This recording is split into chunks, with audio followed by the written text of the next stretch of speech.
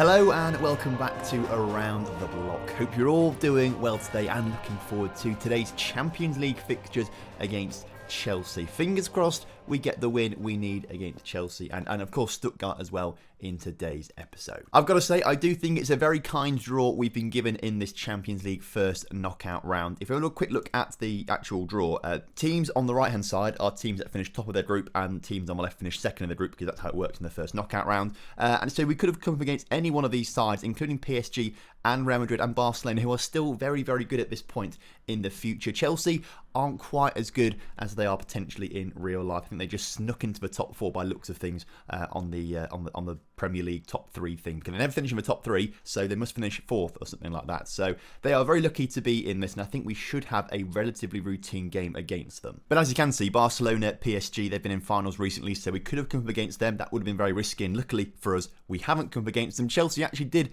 get to the final in 2027, but that was quite a long time ago now that we are in 2033. So luckily for us, I think we have avoided a difficult draw there. Now, we have marched on since last time, playing plenty of games, and we have actually slipped up a little bit in all of that. You were last here for the Puskás Academy game and the Fortuna Düsseldorf loss, which was rather frustrating. We had one final game before the winter break, which was against Hertha Berlin. Rogler scoring the only goal in that game to make sure we won it 1-0. Brilliant stuff. Then played Wolfsburg in a friendly 1-3-1. Nothing really too major about that. Then we started the second half of the season. Got off to a really good start against Borussia Dortmund and Schalke. A 2-0 win and a 1-0 win, respectively. Blažević scoring a goal in that game, or both goals in the Dortmund game, actually. And then we got lucky with an own goal against Schalke. We did, though, lose to Bayer Leverkusen 1-0. That wasn't really part of the plan. That was a very annoying game before Thaddeus Ighalo scored 2 goals against Cologne to get us back to winning ways. But then we lost 2 games in a row. One of them against Schalke in the Cup. Not too fussed about that game, but Rogler got the goal for us there. And Kidrich scored a goal late on in the game against Werder Bremen, but unfortunately they got the business done in the first half, beating us 2-1 in the league, followed up by a 2-2 draw with Bayern Munich as well. It wasn't looking great, our little bit of form here. So to get back to winning ways against Wolfsburg was absolutely fantastic. We needed that win, and hopefully today against Chelsea we can continue that winning run and take it into the Stuttgart game as well. Bayern Munich have also slipped up a little bit, so we have lost a couple games since the restart of the season, but we are only 2 points behind Bayern Munich, who have also slipped up. They've had one more win compared to our one extra draw, so hopefully they'll slip up again. Hopefully we'll start to score and win a few more games, and hopefully we'll overtake them at some point in the very near future to go on and win a Bundesliga league title this season. Obviously, we went through transfer windows as well across that time. We didn't sign anyone because I didn't think we needed to sign anyone particularly, although we didn't have much money actually to do any transfers. They did actually give us an extra like £60 million. We had £78 million to spend, but we didn't spend any of it. Didn't really feel the need to. However, we have lost 1 or 2 players out on loan. Trincão's gone out on loan to Monaco. Stodanovic, which I can't really pronounce properly, who was a backup centre-back for us but hasn't actually played at all this season really. He's gone to Mainz on loan, and then a youth player's gone to Freiburg for £500,000 who was never going to play for us. So nothing much happening on the outs, but a few little things that you should be made aware of, I guess. So this is the lineup that we're going to go for today's first leg against Chelsea, away from home, I should add as well. So quite important that we get some nice away goals in this one. Andre Luis starts in goal with that usual back three of Blažević, Dopatka and Diogo as well. Nikolaev and Ferraro start at left back and right back, because if we look down here, Karapisi is currently injured for another 3 months or so, as he had a broken pelvis suffered in training, which isn't a great one to suffer, I suppose. So Ferraro will be playing at right back for the rest of his season, pretty much, I would imagine. Dorbel and Clan in the midfield partnership with Kidrich just ahead of them, with Rogler and the big double C Constantine also starting up front. That is the lineup, and hopefully it's going to be enough today to see off this Chelsea side. Also, just want to say a big thanks to everyone who tuned into the stream last night. It was really good to see you all and have a good chat with you. What I have realised is, well, I don't quite know what it is, if I'm honest with you. I look normal on the camera right now. I'm looking at myself. I look normal, like a normal sort of skin colour. On streams, I just look so orange, and I don't really understand why I look so orange. It's really bizarre. And in fact, if I just switch over to the stream camera, I look normal there. I just seem to look really orange every time I'm on stream, as we've just scored a goal there with Lucas Rogler. His 22nd goal of the season. Fantastic stuff there. As I jump back onto the usual game screen if it wants to then load. There we go. We're back on. I look normal. But on streams, I seem to look really orange for some reason.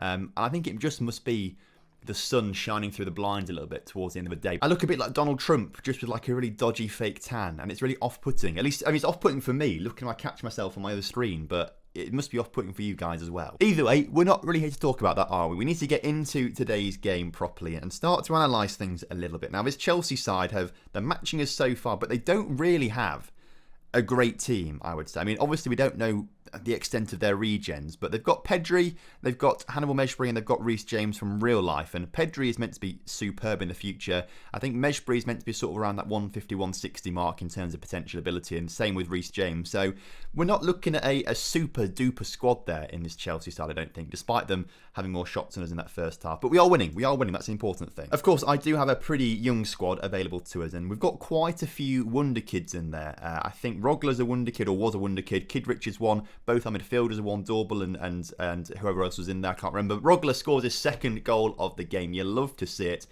Now, we've got lots of wonder kids in the squad, so we know that our team is going to be very good and should be very good right now.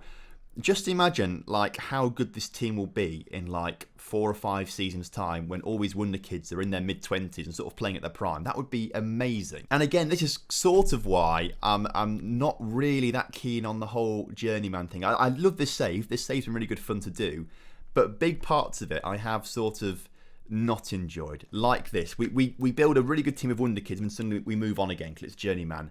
I'm looking forward to FM21 when we can do like a single club save, bring in some wonder kids, build them up and actually have a amazing team for the future. We do though need to make some changes. Clan not playing particularly well, so Carlos Alberto can come on for him. Aruda will come on for Kidrich, and Ferraro, can anyone come on for him? Depaka can swap over with him, and then we can bring Kelly DeRue on in the middle of the defence as well. Brilliant. 3 subs at the same time with 10 or so minutes to go. We've a 2-0 lead over Chelsea to take into the second leg, which I'm very confident about. So we'll see it on tomorrow, and hopefully we'll be getting to the quarterfinals in next episode as well. Excellent stuff then. 2 wins for 2 German teams there as Dortmund end up beating Seville as well, which you love to see. Fantastic stuff. And now we've got the game coming up against Stuttgart. I think what we need to do as well before I forget about it is quickly rest all these players to make sure they are hopefully on about 90% plus condition in time for that game. See, according to this, we've got 4 wonder kids at the club: Rogala, Depaka, Alberto and Carapisi, but it's because they're under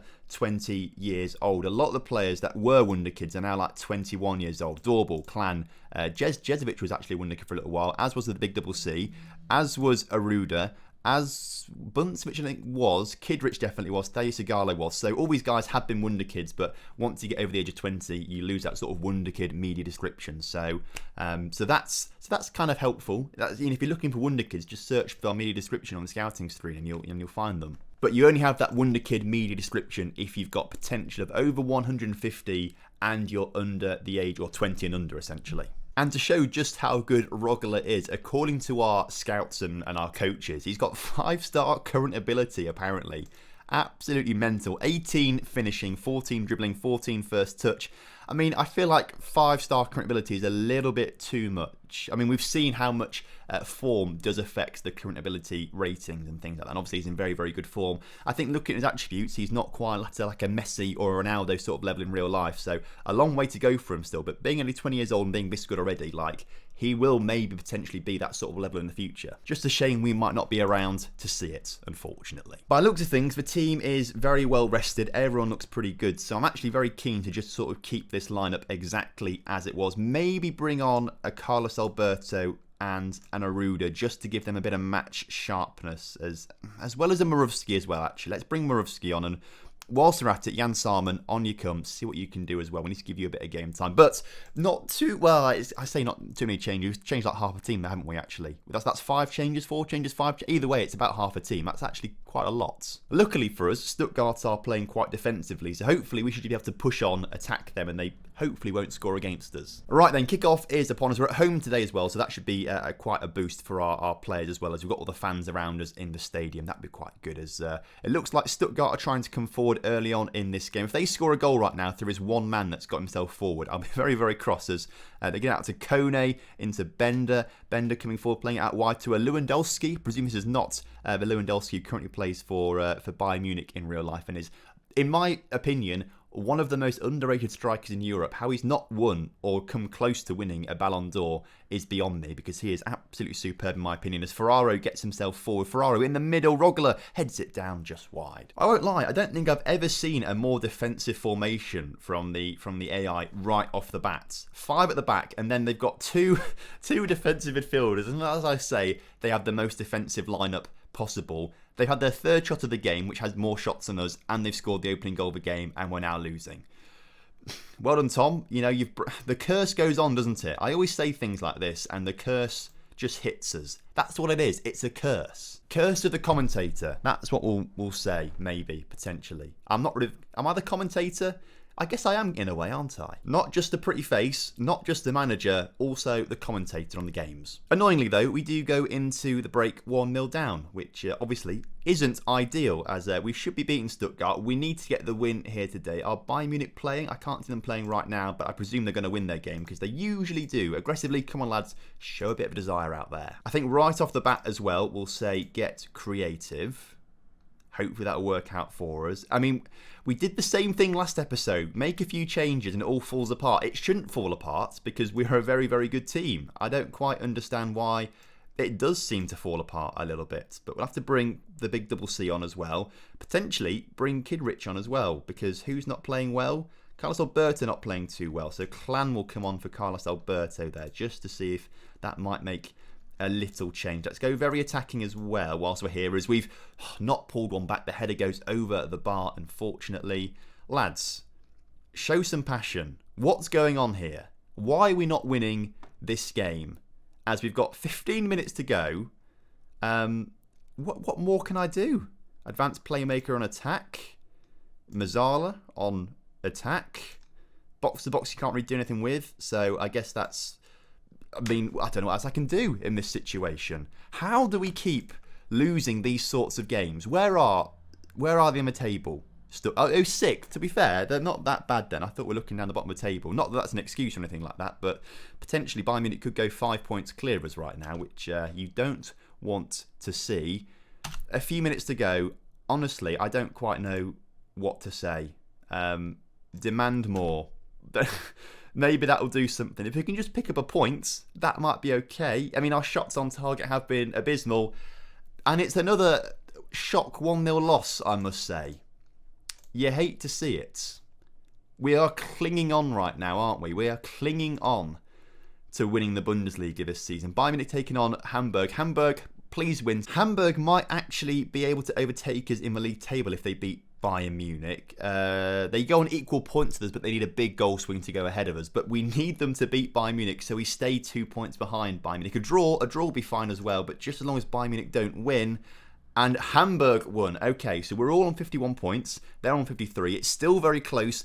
That's a little bit of a let-off for us there. We are matching Bayern Munich's form perfectly, actually. Not perfectly. We need to be doing better than them, don't we? But we're matching it game per game. So as long as we just stay within that sort of 2-point margin, there's always a chance for us to win the title. I think this means there's only 10 games to go this season as well in the league, so not long left and we could be winning a Bundesliga title. Next episode is actually going to be very soon. I've just thought, let's do Hamburg and Chelsea, the team in 3rd in the table, and then of course our second knockout round against, or second leg against Chelsea there in the first knockout round, which would be quite interesting. So they are 2 big games coming up in tomorrow's episode. In the meantime, thank you ever so much for watching today. Hope you guys have enjoyed today's episode. And if you have done, drop a like on the video for me, subscribe to the channel if you're new around here, and I will see you all very soon, because I'll see you tomorrow in 24 hours time or so. Have a good one. Goodbye.